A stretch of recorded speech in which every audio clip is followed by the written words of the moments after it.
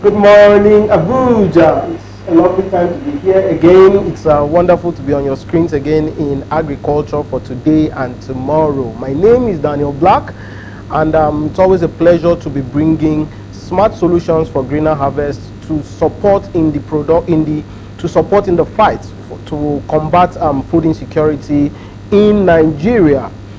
For the past 3 episodes, the past 3 days, we have been talking about smart agriculture or smart farming, as you may call it. And each time we keep emphasizing what is smart agriculture, what is smart farming. And we've established over the days that smart farming or smart agriculture, you can use it interchangeably, is the adoption of technology and data-driven farm operations to optimize sustainability and efficiency in agricultural practices. These are a mouthful of words, but if you break down this definition, you find out that data-driven technology, efficiency, and sustainability are key words that we need to understand when we are bringing smart farming or smart agriculture into context.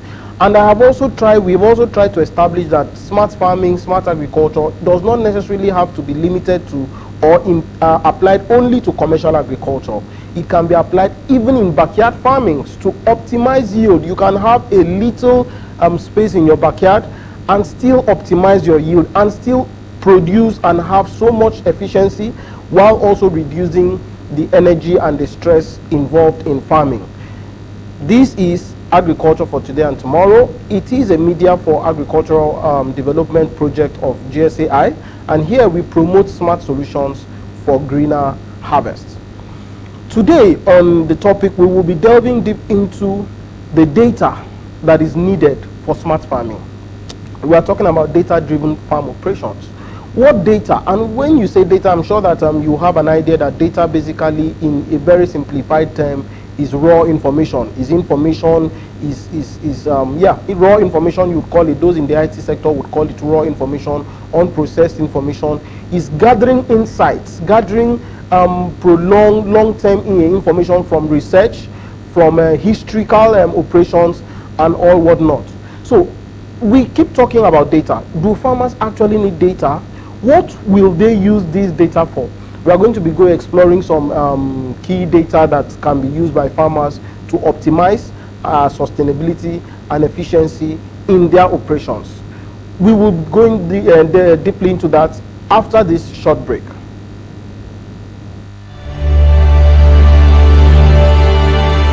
challenge of Nigeria as a free state in 20th century Africa is the need to revive the stature of man in Africa and restore the dignity of man in the world. Nigerians believe passionately in the fundamental human rights. We regard all races of the human family as equal. Under no circumstance shall we accept the idea that the black race is inferior to any other race. I appeal to all our leaders, far and near, to forget the wounds so that in forging our nation, there shall emerge on this continent a hate-free, fear-free, and greed-free people who shall... Welcome back from that short break. We are still in Agriculture for Today and Tomorrow, where we promote smart solutions for greener harvests. Remember, this is a media for agricultural development project of GSAI, and I am Daniel Black. So, delving deep into the discussion for today, data needed by farmers to optimize efficiency and sustainability in the farm. We are still on smart farming.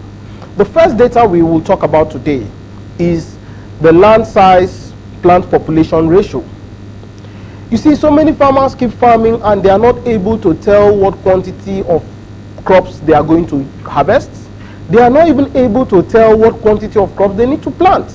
So a farmer wakes up today and says, I have been able to accumulate 10 hectares of land or 10 acres of land or 10 plots of land, but is unable to give an accurate estimate, an accurate analysis of the quantity of inputs, of the quantity of pesticides, of the quantity of fungicides, of the quantity of total material he will need. So he is unable to do a budget, thereby entering the farm with what we will say blindly or gambling. So many farmers enter the farm, they do not know how much they would actually need to set up their farm, and that is a very wrong approach. The land size plant population ratio is a measure of the number of crops that can optimally be cultivated in a particular size of land. And this also translates to even management of animals. The optimal number of animals that can be managed in a particular size of land. This is a data that needs to be taken over time. This is a data that needs to be had. We need to have accurate and reliable and referenceable data. If we are able to tell as a farmer that for every plot of land, this is the number of cows, this is the number of pigs, this is the quantity of maize that I can plant on it, then it will help in planning, it will help in budgeting. Because by the time you know the quantity of maize that you're planting, the plant population that you are going to be using in your farm, let us say you want to do 10,000 stands of maize. How are you going to manage this? This will now inform the quantity of inputs you buy. You do not just buy inputs as and when need. You have some farmers, they have pest infestation in their farm, they buy one packet of pesticide, they spray it, and then the laborer says, sir, it's not enough, and you go and buy another one, and they say it wasn't enough, and you continue spending unendingly and just waiting until you are told it is enough, or until you see your laborer or yourself at the end of the farm. You find out that without this information, you have made yourself porous to theft, because your laborers will use 10 packs of insecticide or fertilizer or whatever input for a place that they would have actually used maybe 2 or 3, and then in that case they are either stealing it, they are either wasting it, or whatever form of unnecessary expenses that you are incurring.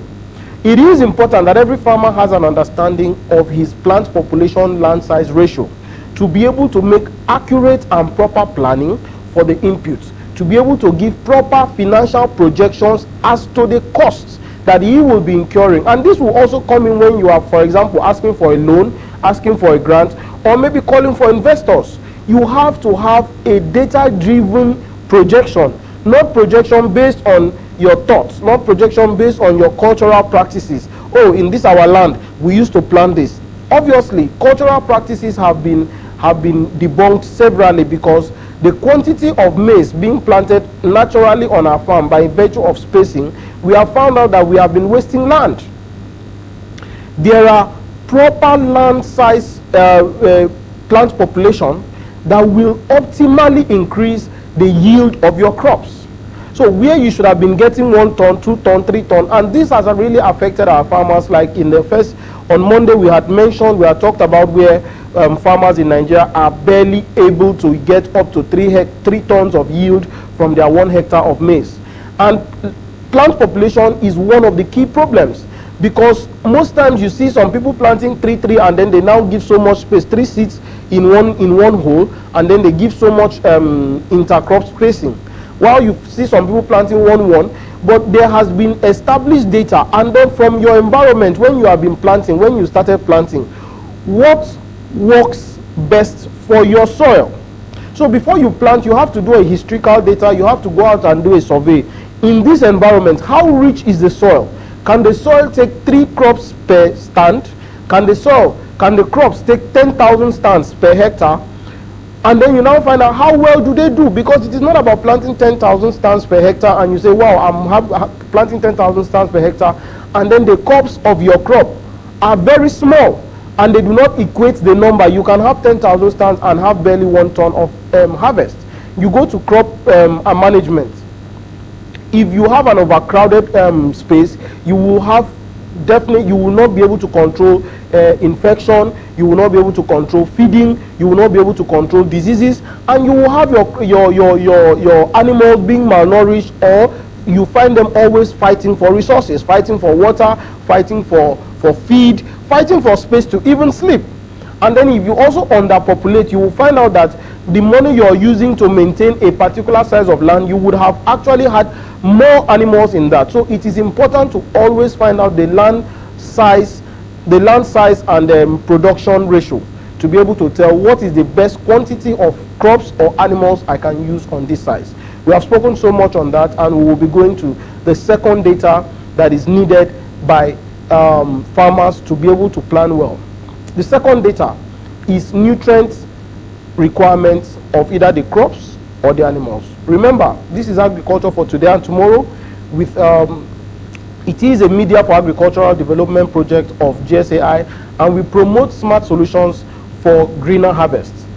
The second data we will be talking about, which I have just mentioned, is nutrient requirements. Do you have intricate knowledge of the nutrient requirement of the crop or of the animal that you're keeping, you're managing, you're rearing? Because most times people just keep, and then there is a book that they have read, or they have read something online, they have watched YouTube, and that is all they know. What is the exact, to the quantity base maize, what quantity of nitrogen does 1 stand of maize need? What quantity of potassium, what quantity of phosphorus does 1 stand of maize need? Are you planting rice? What quantity of calcium, do they even need calcium? This will tell you, this will determine the kind of inputs you buy. There are some fungicides that are not needed by vegetables, but because it is written fungicide, you just buy and go and spray.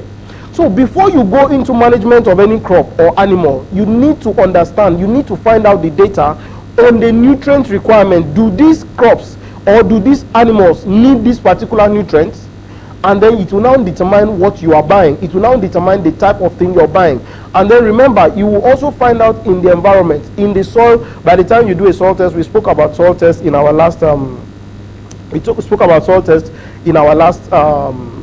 episode, and you would have known what nutrient is available in the soil. So by the time you juxtapose, or you put side by side the quantity of nutrients needed that is available in the soil and the quantity of nutrients that the plants need, you will be able to tell the quantity of nutrients that you need to supplement. Should you supplement, or the crop, the soil is already abundant with nutrients and all you need to do is do good farming practices? These are data that every farmer needs to have at the tip of his hands before he goes into farming. And this will definitely optimize your yield, optimize your efficiency, and definitely optimize your profitability. Those are the two data. Those are the two we will take today on agriculture for today and tomorrow. It has been nice speaking with you, and I hope that the farmer has learned one thing or the other. And we will be seeing you in subsequent episodes where we will continue to talk about smart farming, the future of agriculture in Nigeria. See you tomorrow on agriculture for today and tomorrow. Follow us on all our social media handle at GSAI. Ask questions, go to Facebook, go to Instagram, go to YouTube. You will see us at GSAI, and you can follow us there and then engage us for more questions and more clarity. See you tomorrow.